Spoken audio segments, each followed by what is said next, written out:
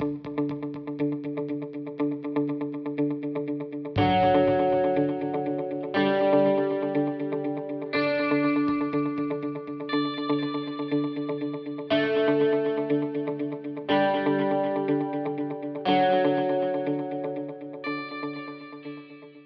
welcome to the Push-Pull Sales and Marketing Podcast. I'm Marcello.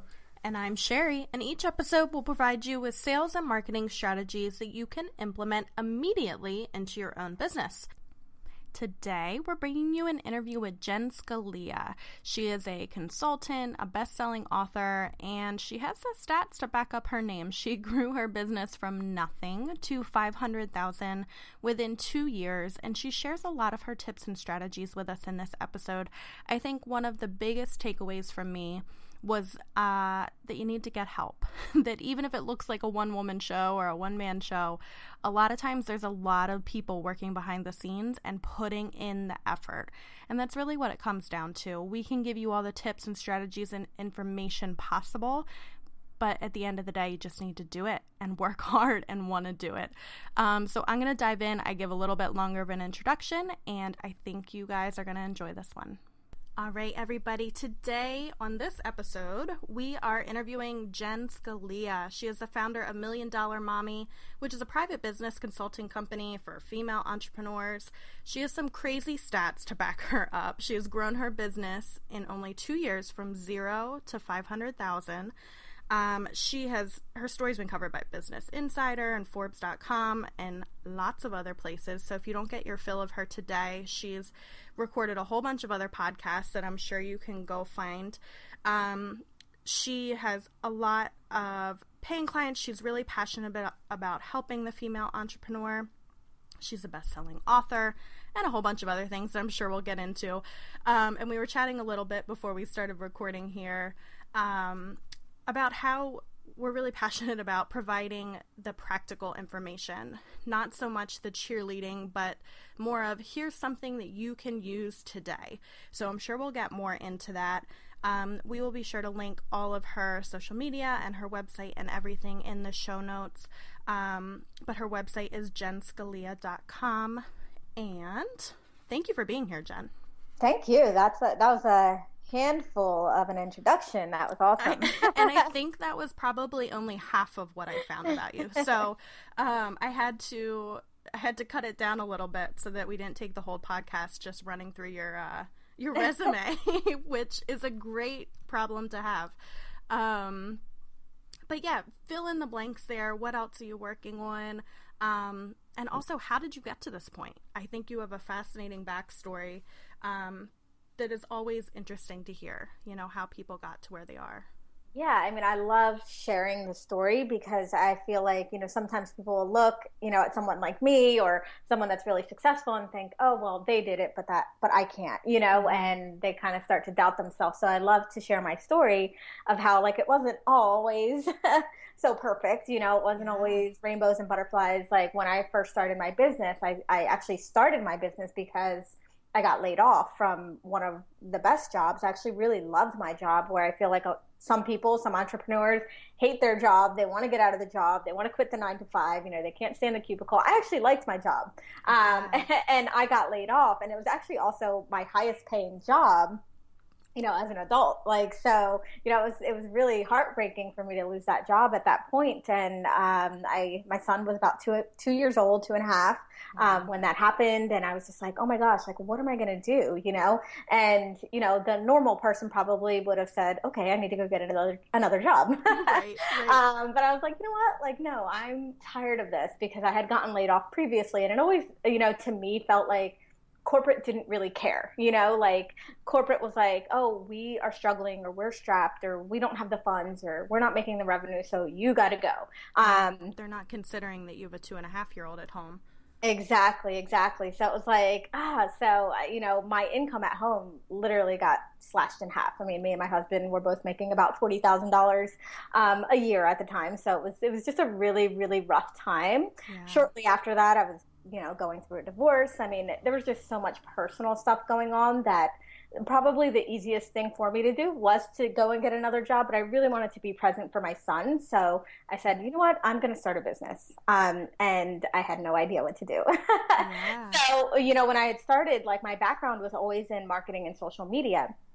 And so I was like, great, I'm just going to do social media for other businesses, for online businesses, for small businesses, for mom and pop shops. So I kind of started down that road, kind of doing like a little bit of freelance stuff, just really like managing social media. For me, it was okay. It was easy because that's what I had done, but it wasn't fulfilling, I was just like, well, and I kept thinking to myself, wow, I'm doing all this like great social media stuff and getting exposure for all these other companies. Why can't I do that for myself? Yes. So actually, I can totally relate to that. And went through a similar thing. People are like, when my personal blog, the momshare.com, they're like, why did you start that? And I'm like, because I was tired of just putting all my work into somebody else. It was benefiting them. And, I think I still have a balance of working for other people and doing freelance stuff, but it's nice to have something to call your own and to build for the future. Exactly. Yeah. So at that time, actually, I also found someone that we love mutually, Marie Forleo. Yes. And like instantly fell in love, started just really absorbing everything like a sponge. Like, what can I find out about online business, about marketing, about coaching? And that's actually where I found out about coaching. I didn't even really know what coaching was at the time. Okay. And so I actually went totally left. I was just like, oh, I could be a coach, this sounds really fulfilling. I could help people change their lives. I can, do all this stuff. So I kind of went down this path of like life coaching for a little while, because I really felt like I wanted to help people. I really wanted to change people's lives. I knew that I was meant to do that. Yeah, absolutely. But life coaching definitely wasn't it for me. So as you can tell, like so far, like there's been lots of stumbling blocks in the very beginning here. And I think that's important to hear too, because a lot of times people feel like they need to find the perfect thing before they start. And a lot of times like you said, you didn't know that existed. And I found myself in the same position where I'm running into opportunities that I didn't know were a thing. I didn't set out before college saying, well, in 10 years, I want to be doing X, Y, and Z. Instead, you just do something. Do something that's the best fit for right now that is going to, at least take you a step further down the path. And those are the only ways that it's going to snowball and you're going to keep finding those opportunities. Yeah, I love that you said that. And that's one of the most important things that I love to share with my clients and with my tribe is really that, be open to change. Because whatever you think you're plotting and planning and putting a perfect little bow on today, it's going to completely change in a year, in 3 years, even 6 months from now. It could completely change. Your ideal client could change. The way you work could change. Your business model could change. So being an entrepreneur, like you have to be open and ready for change and be like willing to like roll with the punches. Like that's totally part of it. Absolutely. Especially in the digital realm. Gary Vee says a lot that people get romantic about how they're doing things instead of just using whatever, go to where the audience is, go to where the interest is, change as much as you need to and know that whatever you did before, you're still building on that. But don't get stuck in the rut. I think it's a frustrating thing, but also what keeps a lot of entrepreneurs going. Like, I feel like we tend to get bored easily if things stay the same for too long. So that is definitely not an issue if you're working in consulting or, online kind of stuff. It is always changing. What is best advice today might not be tomorrow. Exactly. Love it. Love it. So, so rocky start for sure. And then what happened was I actually just kind of shifted like who I was working for. So I was working with women who were, they were successful, pharmacists, real estate agents, like people that had careers that were really great at what they did.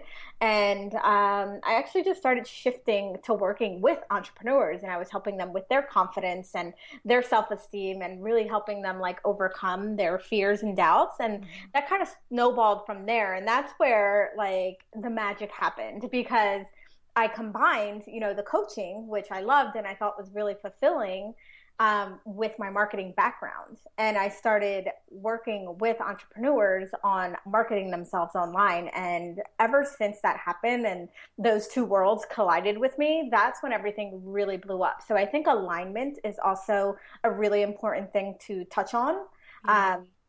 As far as, what's that turning point, from the struggle to like really making it happen. And I think you really have to be aligned with your work. You have to be aligned with, your purpose. Like, what are you really here for? And also the people that you're serving. Like, are they the right people? Are they people that you connect with, that you can relate to?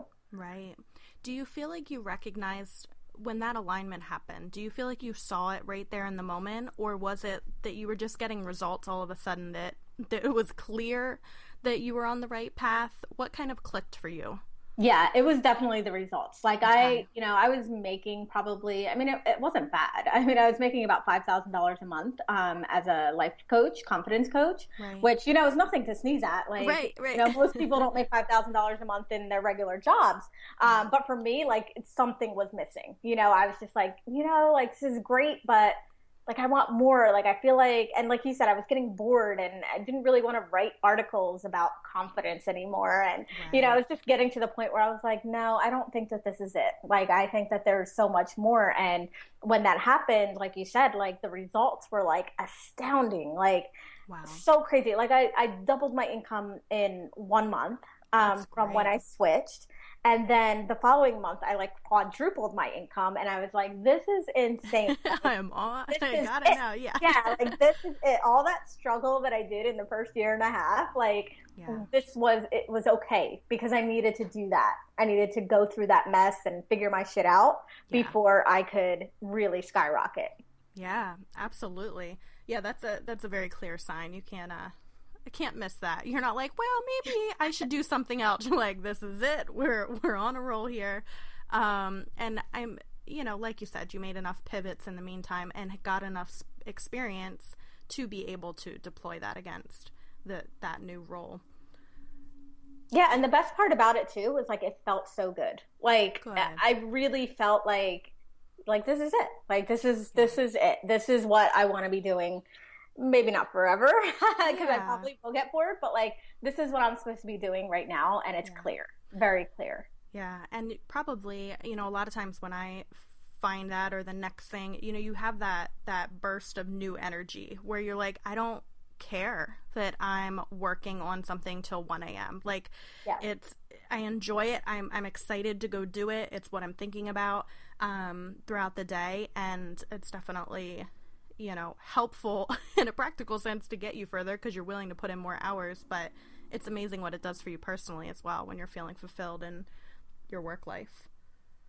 Exactly. It doesn't feel like work. Like I always tell people, I want to come up with a different name for work because I hate, when I have to tell people, oh, I have to work today, or, oh no, I'm just working, and I'm like, that's not the word. I know. Like that just does not describe I know what I actually do because I'm not working. Like I'm literally doing what I love. I literally am like living my passion and doing that every day. And I enjoy it. Work to me seems like something that people have to do that they don't really like. Right. I know. I felt like I needed to correct myself this morning. I was saying to a friend, I was like, oh, I have to go record a podcast. I got to run. And I was like, you know what? No, like I get to go record a podcast. Like that's, it's something I'm looking forward to. Well, I wanted to shift a little bit. And what are some of the most common questions you hear from people? Some of, the most common struggles that they're running into, or the piece of advice that you find yourself dishing out over and over again? Gosh, that was a loaded question, but yeah, I think that, the most common thing that, people are coming to me for, or even if I, put out a post in my group and say, hey, what are you guys struggling with? It's typically just like, how do I get clients? How do I get in front of my ideal people? How do I get people to buy from me? I think that there's so many moving parts, there's so many things that we're told that we have to do. And this is the magic thing. And this is what's going to get you clients. And this is what's going to get you paid. But people still struggle. Like they just don't know. They don't know how to get in front of that person. And one of the things I just, my mission really is like, it's not about really selling. It's not about getting the client, right? I think it's really about you going out there and sharing what you have and sharing what you do and how you can help people and attracting the right people to you. Yeah. It really is that simple. And typically if I have somebody that's like, quote unquote, doing all the right things, right? Because you get that all the time. Like, hey, I'm doing all the right things. Why am I not making money? Why don't I have clients? And I'm like, well, something's wrong. So you're not doing all the right things, Or not doing all the right things for you. Yes. You're following someone else's pattern. How much have you done personally, or how much do you recommend kind of staying in your own lane? I think there's such a fine balance of researching best strategies and then deploying what's going to be best for you. And I think a lot of times we get caught up in 10 best ways to grow your Instagram following when, maybe you shouldn't be posting 3 times a day. Maybe you should be posting 3 times a week. Any recommendations? Yeah, I love that you bring this up because I do actually talk about this all the time as well. It's like sometimes we see somebody that's doing well and we see what they're doing, or we think we know what they're doing, right? We see the outside. We see what's going on in front of the scenes. Like we see what's going on stage, like, oh, they're posting this many times, or they're launching this way, or they have this certain Facebook ad, or they have a 3-part video series, or, and we think like, oh, I'm just going to do that. Right. And it's going to be magic. But what they don't see is the behind the scenes. Yeah. They have no idea what's going on. They have no idea the strategy that they're putting into it, the work that they're putting into it, and so I think that's a big mistake when, you start getting into like the copycatting, like, oh, well, this person did that they're successful. So it must be that must be the magic thing, but it's just not. And you're absolutely right. You have to do what feels good for you. I totally operate on the feel good philosophy. I don't like to say that out loud too much because I think it sounds a little cheesy. But to be honest, like I do. Like if you don't like video, let's say, for example, a lot of people, obviously video is huge and it is definitely something that, I recommend that most people learn to get used to and practice. Right. But if you suck on video and you go out there and you're like, I'm just going to do video because everybody says I should do video, but you're not good and it doesn't come across as genuine, or it comes across as you're very amateurish, it's not going to attract the right people. So think about... Well, and it could do more harm than good. I mean, there are situations where it would be better not to do anything than to do it poorly. Yes. And that's not to scare people away, but that's just the reality of it. If you're uncomfortable, especially on something as transparent as video or live video, people can tell within 5 seconds whether you're comfortable or not. And I'm not talking, most people are nervous to do it, and most people are nervous with public speaking and those kind of things, but there's a difference. I don't know, we can just kind of detect it. And like you said, practice it, absolutely. It doesn't mean like, well, video's never for me. Just means, maybe you need to work on it behind the scenes a little bit more.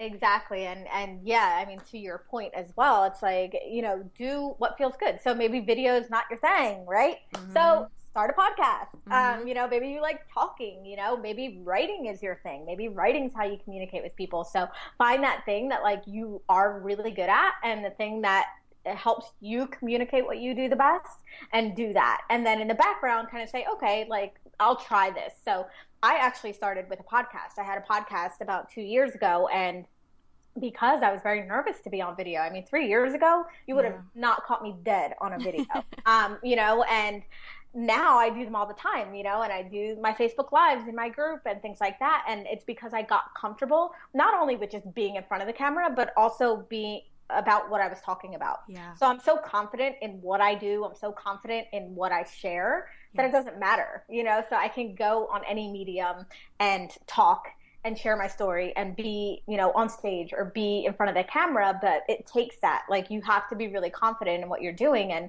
so if you're not loving video right now, start with a podcast, start talking it out. And as you get more comfortable, then you can kind of take those baby steps. Like, okay, maybe I might do like a 30-second video on Instagram. Right. And then you can kind of like go from there. Right. Absolutely. And it's such a good point too. You know, the more you do it, the more that you believe in what the story you're telling and the advice that you're providing, it just tends to flow more naturally. It is a skill to some extent. You know, if you are, when you started out with your podcast, if you were talking that much and that often about, you know, what you think it takes to crush it online, according, you know, I'm looking at your website here, then it just becomes second nature.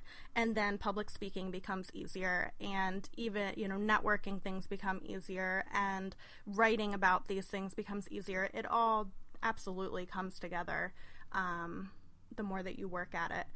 As far as things that might not be your strengths, or things that you feel like you're not doing as much as you could, at what point do you recommend that people start outsourcing those kind of things? Obviously not video. You can't really outsource a video.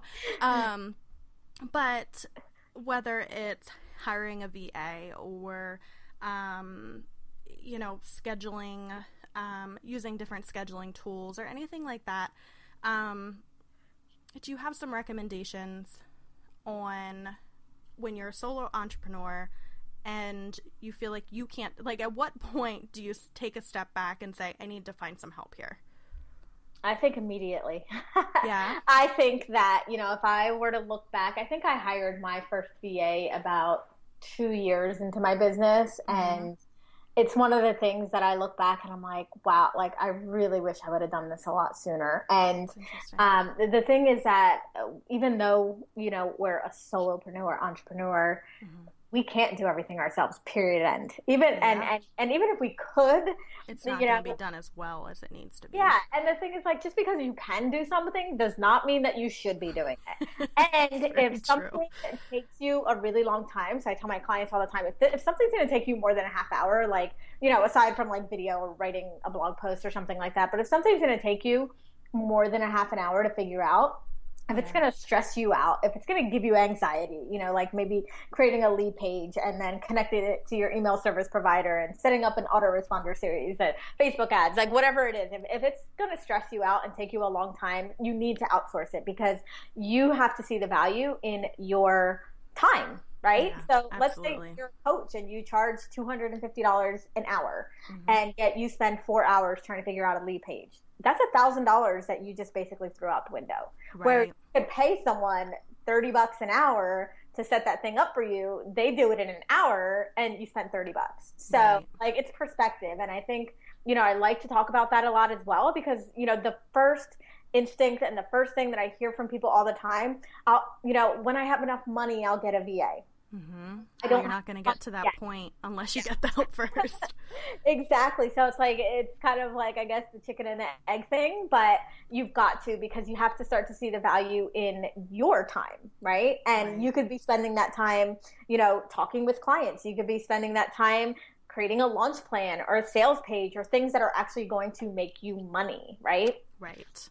Or, you know, appreciating the value of having some downtime and refreshing and taking a step back. You know, a lot of times if I feel like I'm hitting writer's block or I'm just not creative or I'm just getting burnt out, it's because I haven't taken the time to just live life. I don't feel like I have any new material because I've been sitting with my computer. And that's not, you know, all that inspiring a lot of the time. You're absolutely right. I mean, I just had a client actually the other day, and she sends me her entire schedule, and it's like packed. And, you know, it's not even that she's on calls, but she'll have like 2 hours separated for, you know, pitching and 2 hours separated for, you know, doing a course or something. And I basically told her, like, you're going to get a lot more done if you take a bunch of stuff off your schedule. Yeah. I know it sounds counterintuitive, but no, like, you need to give yourself some time. You need to give yourself some you time where you're not just like head in the books, you know, and just face down and working. Like, that time gives you the ability to like refresh, get more creative, come back with new lenses, and just like really be able to be even more productive. Absolutely. real quick about the outsourcing stuff. Is there anywhere that you typically go or that you recommend clients go to either find a VA or find someone to do a lead page or whatever else? Or is a lot of just, being a part of those groups and searching online? Or is there like one go-to thing that you look to hire people? Oh, this is a great question. I'm so glad you asked it. So I personally have like my own VA and online business manager that I have sourced. And, one tip I definitely want to give people is I would not go into a group and basically just say, hey, I'm looking for a VA or hey, I'm looking to outsource, because you're going to get a bunch of people who will say, yes, I can do it, and I'm awesome, and I'm amazing, and they're going to let you down. Like, I've just heard so many horror stories with VAs. So if anything, ask a friend. Ask for a specific recommendation. Has anybody worked with a VA that they love? Can you recommend her? Right? Because you're going to get, like, instead of getting people pitching to you, like, hey, I'm a VA, I can help you, you're actually going to get a friend or a peer or somebody that's actually worked with that person backing them up and saying, yeah, they're great and they can really help you. So that is my recommendation there. And also Upwork. So Upwork is a great place, and they have people that do everything, anything from customer service to website development to designing a PDF to, pretty much anything on Upwork. And all those people have ratings as well. So you can see, are they good? Are they fast? What do their people think of them? How many hours have they worked? So it's really, really great place too if you need just like one-off tasks. Okay. Because they're not contracted. So it's basically, okay, I need a lead page done, or I need this change made to my website, or I need this PDF made, and you just pay them for the project. So it's really cool. That's a really nice option to have. And probably, I'm sure a lot of people would be open to like a trial basis as well. If you're looking for a longer term VA, like let's try it for a month and then we'll go from there. Which is tough or maybe we'll try it for a week. I mean, I feel like you can tell pretty quickly whether they're going to be a good fit or not. Yeah, in those regards. So, let's see. Along that same line, since that was a great recommendation, do you have other things that you use a lot, maybe, or like a book or a website or an app or an e-course or something like that you feel like brings a ton of value, excluding your own, of course? We'll definitely promote your own, but outside of your own stuff, is there anything? Yeah, so one of the things that we're using a lot in my business is called Groove. And what it does is it's basically all of my emails get put into Groove, and my team has access to all those emails. So obviously, like, my inbox is just like full with requests and all kinds of stuff, and technical support for my clients, and people that missed payments, and people that can't log in, and all kinds of crazy stuff that I don't need to see. So essentially, like, everything goes into Groove, and then we can assign the emails to certain people. So I can assign the email to my VA, or I can assign the email to my online business manager. We can make notes right in the emails, like, hey, I completed this, or this is what's going on with this person. So I use that a lot, all the time, every day. Nice. I think it's awesome. Just a great way to kind of keep your inbox decluttered and not having to like deal with like silly requests and things like that. You can also put like canned responses. So let's say, for example, for you probably get a lot of requests for, people pitching your podcast. Like, you could probably have, a canned response that says like, hey, if you're pitching the podcast, make sure that you fill out this form or contact me here, so that way it's something that you don't have to take and spend 5 minutes replying back to the person and saying the same thing that you say to every other person. So yeah, I love Groove. I think Groove is awesome. Another thing I use a lot in my business is Typeform. And this is, it's just basically like a form. So any kind of like survey, questionnaire, feedback that you want, I use Typeform. I have probably like 100 Typeforms in my my thing, and I use it for everything. So I'll use it if people are applying to work with me one-on-one. I'll use it if I want to get feedback on a course or a program that I just ran and, people just completed it. I'll use it for like target market research and surveys and things like that. So I use it for pretty much everything, and it's super cool. It's very like, it's not like old school like some of the other forms. Like it's very like legit. It's nice that you can match it to your brand. You can embed it on your website. So it's a really great tool that we use a lot here. That's great. Along those same lines of like the surveys or questionnaires, your website is packed full with like little quizzes. Right there on the homepage, again, jenscalia.com. Do you have what it takes to crush it online? Take the quiz to find out. Those kind of things. I'm kind of scrolling through too. Before we started recording, I was raving about your website, and I definitely encourage people to go check it out. But how are you coming up with those quiz questions, or how are you incorporating it into the site? Is that something that you outsource typically? Like, here's an idea, let's come up with this. And do you feel like it is one of your top, I don't want to say lead magnet, I hate that term, but do you feel like a lot of people take that quiz, and then what's the follow-up to that? Yeah, I think the quizzes are, it's something that I recommend all my clients do, because a quiz is something so easy for people to do. And if it's positioned correctly, like a personality quiz or something like that, people are just going to want to take it because it's fun. It's easy. It's not like, oh, I have to download this 100,000 page, ebook and then read it.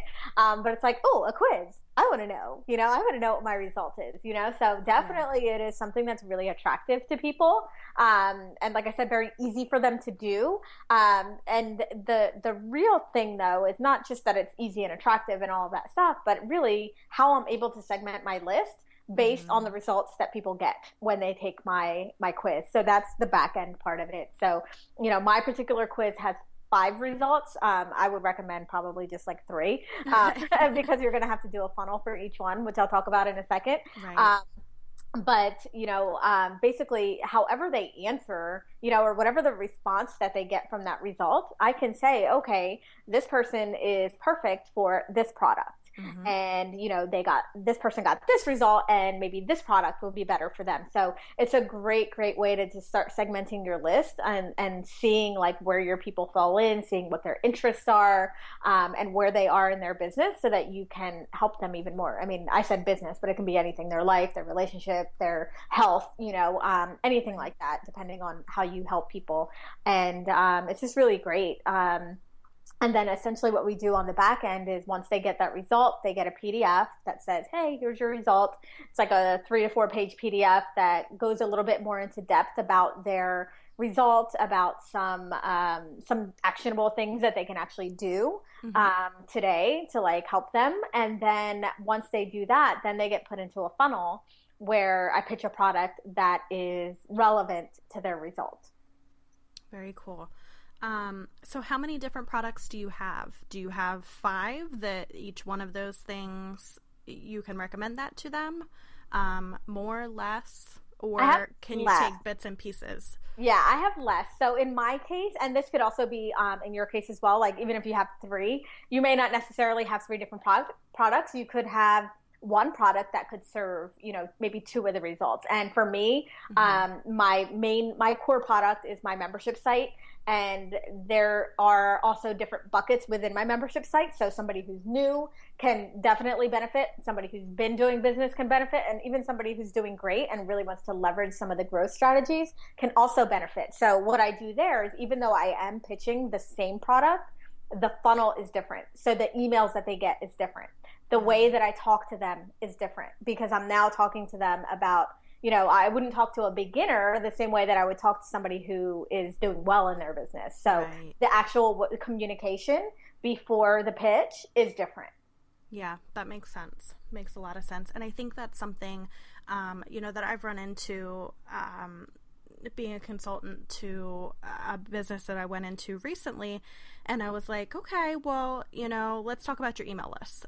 And they were like, okay, well, we just have everybody like in the same thing. And I was like, well, why? Yeah. And how long is it going to take you to segment that? Like, do you have the information, or do we need to come up with something to be able to switch it? Because, for them, they were selling education products. So you're not going to sell to the mom of a preschooler the same way that you would sell to the mom of a middle schooler. Mm-hmm. And instead, they were just sending out mass emails that contained all the same information. And it was hit or miss whether it was going to be relevant to who was receiving that email. And people are very quick to then just ignore it or delete it if they're not sure that opening that email is going to bring them value. Exactly. And I also feel like, some people are not wanting to segment because they look at the numbers and they're like, oh, the segment is so small. Why would I send to only 1,000 of my people when I can send to 12,000, right? That's a good point. But the truth is, like, they're warm. They are primed for that particular product. So you can actually get a better result and better conversions selling to that smaller list exactly what they want, rather than, blasting to your entire list. Oh, here's something. It might be for you and it might not be for you. Right. Absolutely. That's something that I've run into a lot as well, that even at the very basic stages of trying to come up with a target audience, I get a lot of pushback of, well, our product's for everybody. I'm like, okay, that's fine. I'm not saying that if someone's coming to you, money in hand, you're going to turn them away, but I'm saying, what's going to be your best customer? Who's going to be the person that you love working with, that comes back time and time again, that isn't the person on the phone with customer service every single step of the way? That's your target audience, and that's who you want to be speaking to. And like you said, 1,000 people that are warm and waiting to hear what you have to say and loving what you have to say, your conversion rates are going to be much better on that than just talking into the abyss. Exactly. Wow. Well, let's wrap up. I know you have another call to jump on.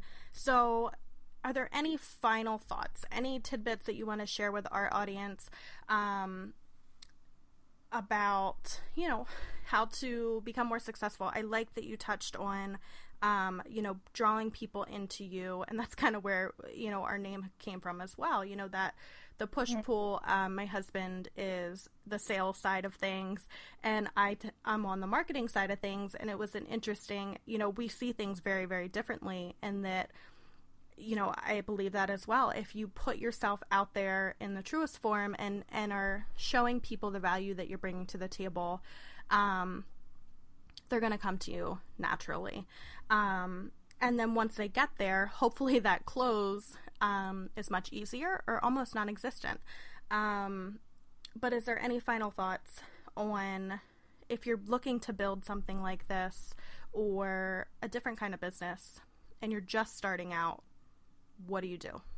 Yeah, I love your concept there with the push pull, and I totally agree. I think that, the best thing to do is really to just be yourself. I know it sounds corny and cliche, but honestly, like, if you can, whatever your business is, whatever kind of business you want to start, if you can go out there and be genuine and show people that you can really help them, be really authentic, don't be sleazy, don't be a copycat, and just go out there and be like, hey, this is me, this is how I can help you. And also coming from a place of service, right? I think too many people that start a business, whether online or off, like, money is like the main motive. It's like, oh, I got to make this money. I got to pay my rent. I got to pay my coach. I got to, not get evicted or whatever. It's like, people can sense that and they can feel it. But if you come from a place of like, hey, I have these gifts, I'm really awesome at this, I want to share it with you, I want to give as much as possible, people will come and people will hire you because of that. So, yeah. That's a good point too. And we've talked about on the podcast before that, like, okay, if you do have a mortgage to pay, keep that full-time job, but do the side hustle as well. And in that form, you have the opportunity to be really genuine, to just be really generous with your time and information. And chances are that that's going to turn into something. A lot of, for my husband, he's started out volunteering in different, local community things that have led to, have had a direct impact on either his commissions for his job or have led to another job or another role, or, he's involved in local government. And it's like, do what you want to do, even if it's not paying you right now. Just get started with it. Start putting yourself out there, start learning. And hopefully it'll work out one way or another. So how can people find you, Jenn? Well, the best thing to do is probably just go to my website, which you've mentioned a couple times, and I would say go take that quiz. That quiz is fun. It's awesome. If the quiz is not your thing, I have tons of other free goodies on there. I have a, success mindset mini course. It's an actual 6-day course on mindset and shifting your mindset to 6 figures. And then I also have one of my favorite opt-ins, which is 26 ways to be more visible and crush it online. Because I'm all about, the variety and trying different things and doing what feels good to you. Great. My other question for you is, if I am a man coming onto your website, is this something, do you work with men as well, or do you focus on the female entrepreneur? I love this question. This is something that I've totally been battling with myself since the beginning of the year. So I have men now in my Facebook group. I have a couple men actually that are members of my Little Black Business Book. I don't discriminate. Yes, my marketing is geared towards more females just because I can relate to them. And, that's just my marketing. But I do not discriminate. I love men as well. Good to know. Yeah. And a lot of the information that you're putting out is obviously, it's for anybody. It's great practical information, that doesn't discriminate. If you don't mind looking at a fuchsia on the website, then you're good to go. Well, I think that pretty much wraps things up. It was so good talking to you, Jenn, and I'm excited to dive a little deeper into your website and go look around. But yeah, I appreciate you taking the time to speak with me, and I have a whole bunch of notes that I need to go check out some of these services.